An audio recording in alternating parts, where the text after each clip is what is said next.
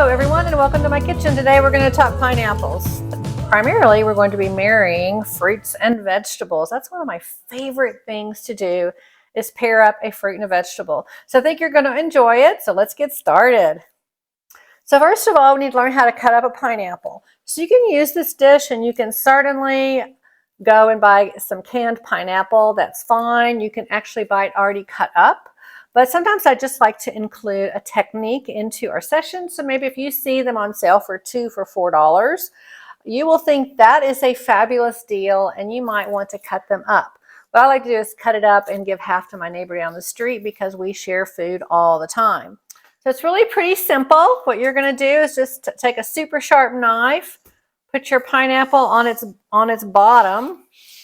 You can cut the top off first, just help that. How about that? Beautiful. Super great. Cut off the bottom, come up a little bit off the stem, and then you've got a nice base to work with. It's really very easy, and I think we all should be eating fresh pineapple because it's so much better than your traditional out of a can, which is fine, but I will say eating fresh is pretty darn magnificent. I'm going to turn the lighting down and just see if that looks okay. One of my favorite tools, if this knife doesn't work, is to take my, I used to fish a lot and I used to cut up my own meat, but I like to use, because it's flexible, a flexible knife to do this. And then just come down the edges. And get up underneath. So I use this technique a lot. I use it with different squash. I use this technique with, I just did a class where I'd used it for a celeriac, a celery root. Worked out great. And I like it because it's a lot more flexible than a chef knife. So if you have, you could also use so you just keep going around it like that. Isn't that way cool? And yeah, you'll get some eyes. That's fine. Maybe your eyes that you get, your pineapple you get in the can don't have eyes and you want to go a little deeper. But I tend to go a little shallow at first and then clean it up. So just go all the way around until you're done. You can flip it over, make sure you didn't get some little things. Yeah, there you go. So if you want, you can go to take a second pass and try to go a little deeper and get some of the eyes off. That's what I call them. It's probably a different name for it. I'm not that picky about my eyes unless I'm going to be making something, and then I probably want to get them out. So yeah, you can go buy a really super cool tool and do the next step, which is get the core out.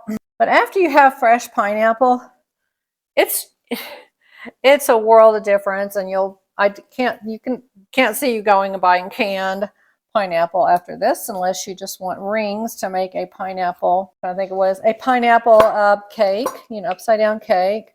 But I've made pineapple cake with not rings, and it turned out just fine. So after you get all of your eyes kind of how you want it, okay, so if you had a core, you could do the core and do that. That's fine. But if you're going to be chunking anyway, you might as well just cut it in half. And then cut it in like, your half-inch slices, kind of like what you normally see. Oh God, it's so sweet and so beautiful. And then, then just cut. You want angles or what you would like.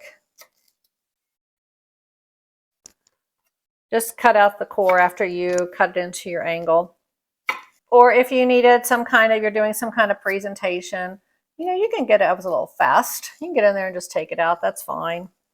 You can see it's nice and round. You can follow it. And it is a little tough. But there you go. That one didn't look too bad. Here's another one. So you can decide how you want to do it. If you want to just get them chopped because you're going to eat them anyway, we're going to make a really fabulous vegetable pairing here. We're home chefing it. We're not trying to do some super spectacular fine dining dish. Sometimes it's Wednesday night. Today's Tuesday. We have to have a dish. It's super yummy. Try that. Okay, so now we're going to make our 5-ingredient, 4-ingredient dish here. And I'm going to do something you cannot do at home. And that's only because I really don't like to get a lot of stuff. So I have an induction cooktop. And I just put a little cloth around it. It's not pretty, I know. I do this because I just don't like a lot of grease. Earlier in the year, I had a pumpkin. And this was this really cool cylindrical geet pumpkin. So I had a pumpkin, all these different kinds of pumpkins, because I did a class called Squash Up and Carry On.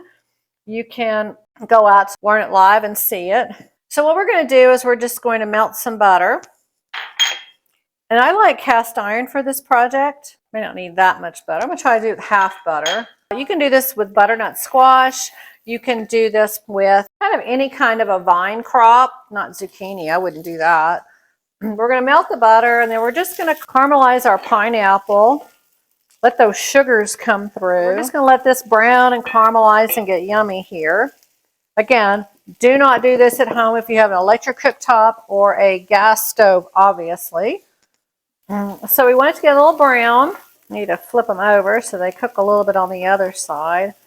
We still want them firm. So right now I could just eat this over ice cream. I'm going to just cut a few more in little pieces. We're also getting those nice pineapple juices.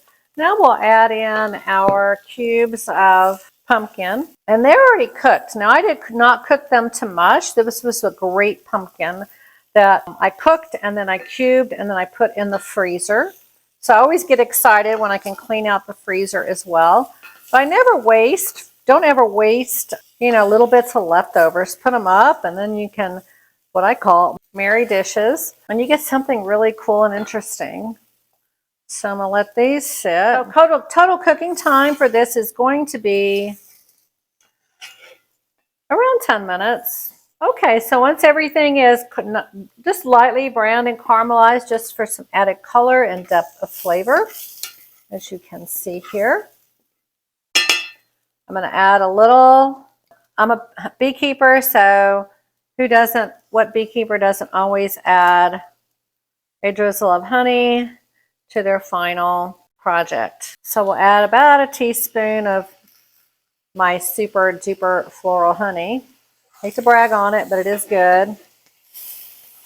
I'm sure your local honey will do. And that is it. It glosses it up, gives it a little color, a little gloss, very important when you're cooking for the eye. And there you go. And then to finish things off, we're going to add, just some beautiful pomegranates. And that is our beautiful marriage of pineapple and pumpkin and pomegranates. How about that? Let's dish it up so you can look at it. So just a beautiful dish. I added a few more pomegranates, one more drizzle of honey just for some gloss. Let's see how it tastes. So what you want to do is get a bite of pineapple, and I hope it's not too hot. A bite of pineapple, a bite of pumpkin, a snitch of pomegranate. Really good.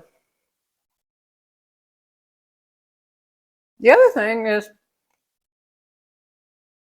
some people really don't like either pineapple or they don't like pumpkin. And that's what's great about this dish, is you just kind of put the two together. And you have a super nice side. It has the best about both worlds. And they complement each other. And you don't always have to do all your nutmeg and cinnamon and all that. This is strictly pineapple, pumpkin, honey, pomegranates, a little butter. You could add some nut topping if you wanted. That would be great. I probably wouldn't do breadcrumbs, but I might add a nut or a seed on top, maybe some pumpkin seeds, because the pumpkin dish, that would work. Yeah, so just you could add a few more different pieces of our plant-based eating, our seeds, our nuts, our grains, our fruits, our vegetables. I think maybe just some almonds maybe, or pumpkin seeds, or both. That would be good. I hope you enjoyed this video. Super easy. Think of ways that you can put a vegetable and a fruit together and make it into a new dish. Again, you have 30,000 taste buds, 20,000 plants. There are so many combinations. The combinations are endless. Have a great day. Be sure and watch some of my other videos.